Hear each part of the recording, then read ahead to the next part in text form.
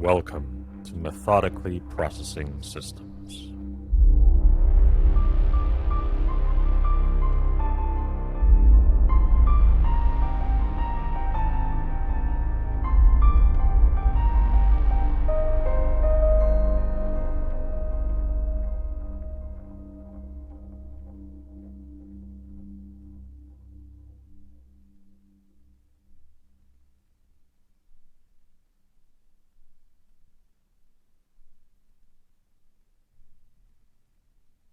Frank Lloyd Wright famously said that the doctor can bury his mistakes, but an architect can only advise his clients to plant vines.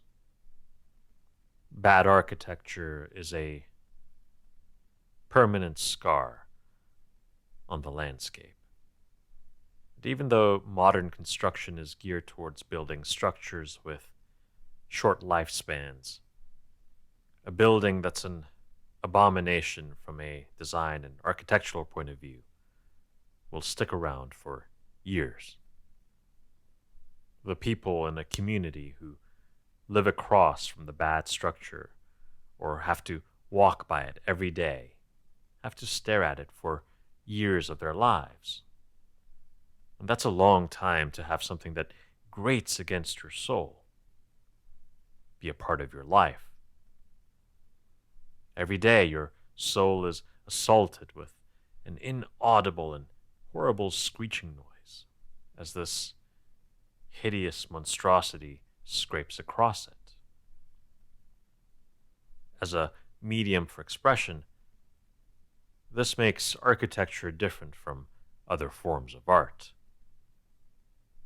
Now, Frank Lloyd Wright was being funny when he said that doctors can bury their mistakes. After all, death is quite permanent as well. But his statement shows how much more permanent bad architecture is, even when compared to the death of a patient. Bad architecture transcends individual death and assaults many people repeatedly on an ongoing basis for a very long time. Architects, like doctors and pilots, therefore have a solemn responsibility, a much more solemn responsibility than other designers and artists and professionals. Architects need to be careful about mistakes because their results can have permanent consequences.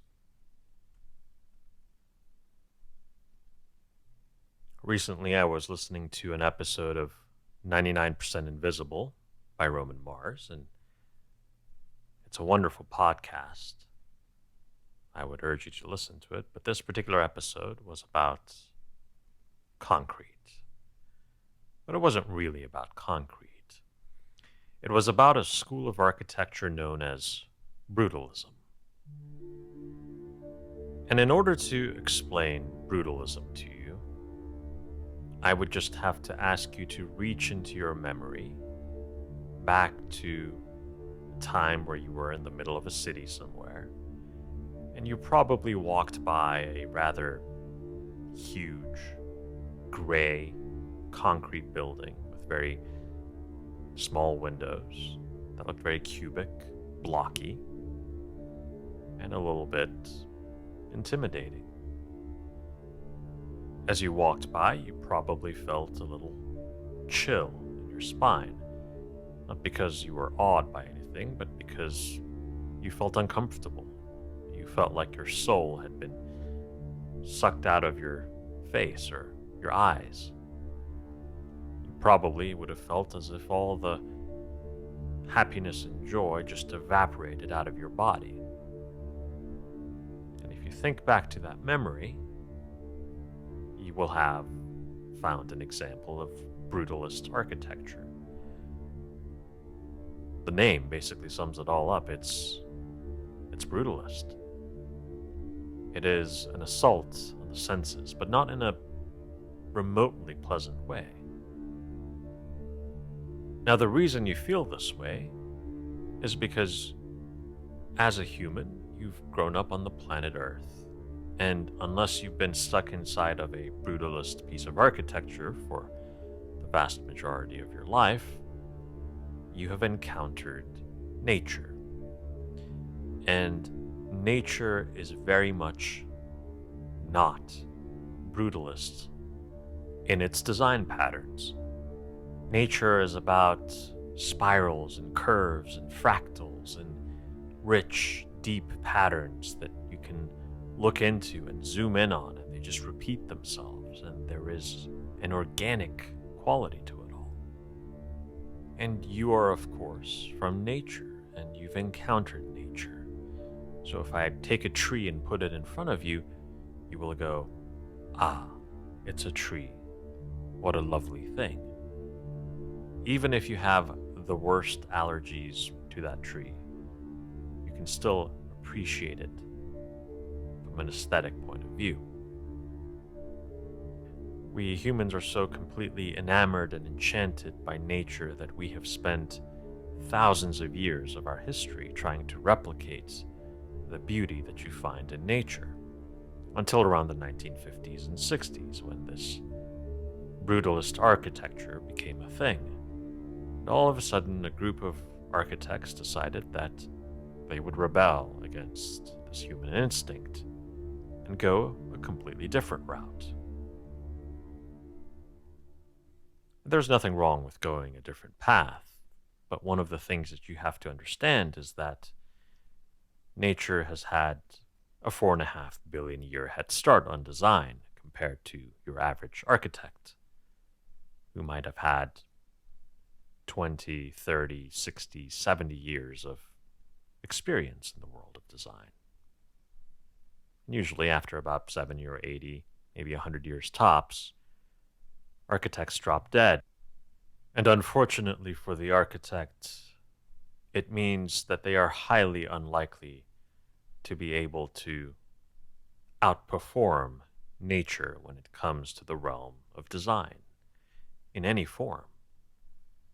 Nature has had a 4.5 billion year head start, and the audience of architects is unfortunately also a product of that 4.5 billion years of biological evolution. We are of nature. And so, when you give us a brutalist, monolithic block of architecture, or let's say even a modern highway, and you ask us to choose between that and say something like a beautiful garden or a beautiful forest, we will instinctively and naturally opt for the forest or even the garden. And I think this is largely the reason that people are so repulsed by brutalist architecture. They are of nature. They have, throughout their lives, been exposed to nature. And these things have a profound impact on our aesthetics, of our sense of taste, of what we consider beautiful and not beautiful. And so, brutalist architecture, by its definition, by its intent of rebelling against nature, repulses our natural sensibilities. So you really have to go out of your way to try to bring yourself to like brutalist architecture. But even if you take aesthetics out of it, brutalist architecture fails on design. It fails on function. And a big reason for that is the fundamental material that brutalist architecture relies on, which is concrete. Now, concrete is actually an older material than you might imagine. We think of it as modern, but it's been around for thousands of years. The ancient Romans created a recipe that is absolutely incredible. Roman concrete, whose recipe we've lost to time, could actually respond to stressors by chemically becoming stronger. So there are concrete Roman structures that are still standing today. Now, compared with modern concrete needs a lot of hacks and cheats to just get it functional. Modern concrete has to be poured into steel bars that degrade over time. The concrete itself degrades over time. So it doesn't grow stronger with age like Roman concrete. But nonetheless, even modern concrete lets architects think bigger, design bigger, and build bigger. And that sounds wonderful if all you care about is bigger. But there is a problem with having a tool that lets you carelessly think bigger. They say if you have a hammer, all your problems start to look like nails. If you have a scalpel, I imagine all your problems are going to start looking very precise. The problem with concrete is that it's a big material, and it helps you think big, which means it's very easy for you to lose sight of the small details. And you kind of see this in the aesthetic of concrete buildings or giant monolithic blocks. They don't have details. There is no craftsmanship really involved in there. No one has sat there and sculpted a little figure or statue into the concrete. It's cheap and easy to build big. It's cheap and easy to build simple. So that's what people do.